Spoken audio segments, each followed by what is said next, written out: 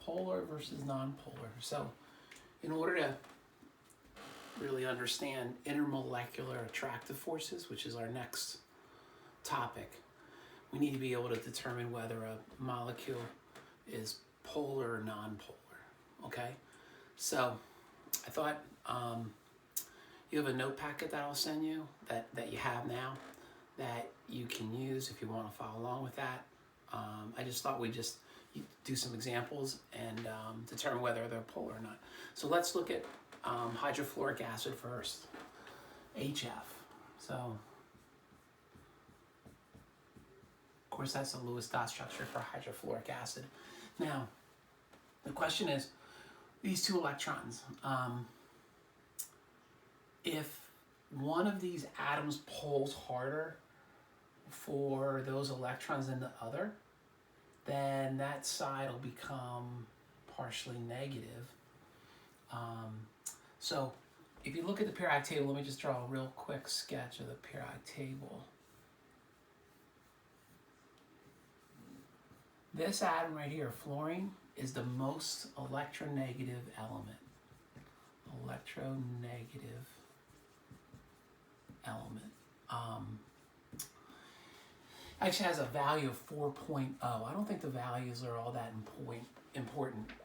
It's a 4.0. It's Pauling, I think is the unit. Name for Linus Pauling. So fluorine is the most electronegative element. It pulls a pair of electrons towards itself more than any other atom. So these two electrons are actually going to be a little closer to fluorine. And the way we represent that, one way we can do that is we draw what's called a dot. This is called a dipole. So this is a dipole. It shows that there's two poles. And this side, we would say, is partially negative. And this would be partially positive. We could use a Greek letter delta, small case delta, to represent partial. So this means partially positive.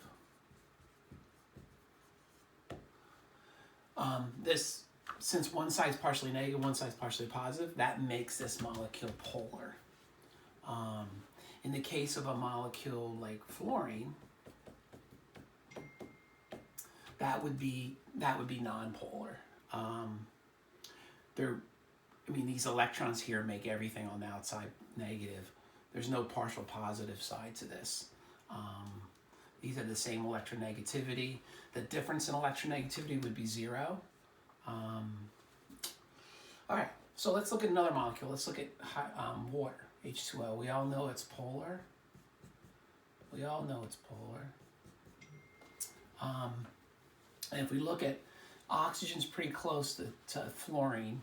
Oxygen's more electronegative than hydrogen is. We would draw the dipoles in this direction. The hydrogens are partially positive, and the oxygen's partially negative. And you probably remember that from biology. Certainly, your first year chem course, you remember that. Why is this partially positive? So hydrogen itself has one proton and one electron. So the hydrogen atom itself has no charge, but in this case, it doesn't kind of have that full electron. So just that proton and just kind of that electron's pretty far away. So we say it's partially positive. Hey, let's look at another molecule. Carbon dioxide. Okay, carbon dioxide. So we want to draw a dipole for each bond. And in this case, this bond is polar, and that bond is polar. Notice I'm drawing them toward the more electronegative element, so that this is always the partially negative side. That's the partially positive side. You see this little plus sign here? That's how you can remember partially positive. So here's an example where the only thing on the outside is partially negative. There's nothing on the outside that's partially positive. So this is nonpolar. That's a good example of a molecule that has polar bonds, but the molecule itself is nonpolar. Typically, most of the time you'll see in molecules that are symmetrical, there could be some polar bonds, but the symmetry allows the molecule to be nonpolar. You could think, if you've taken physics, you can think of these as vectors, and these two vectors would cancel each other out. If you do that tip to tail method, you know, the net force would be zero in this case. That's one way to think of it. But this is a polar bond, nonpolar molecule. Let's look at H2CO. I think you can see. So let's look at H2CO. So it looks like this. This is formaldehyde, carcinogenic compound. Okay, let's try to draw the dipoles. Carbon's more electronegative than hydrogen. Draw it like that, draw it like that. These would be partially positive. And then oxygen. So oxygen's to the right. So here's carbon here, oxygen's here. Oxygen's to the right of, oxygen's right next to fluorine, isn't it? NO, yeah. So oxygen's pretty electronegative, so we know the dipole's gonna be in that direction. That's partially negative.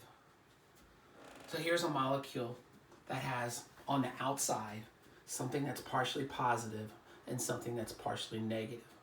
I like what my colleague at Harrison told me once, Miss Lesh. She told me if you can throw a molecule at a wall and one time something positive will hit the wall and then you throw it again and another time something negative can hit it, then you could consider that molecule to be polar. So obviously these hydrogens can hit the wall if you throw this molecule, and here's the side that's partially negative. Let's look at, maybe we'll look at one more structure.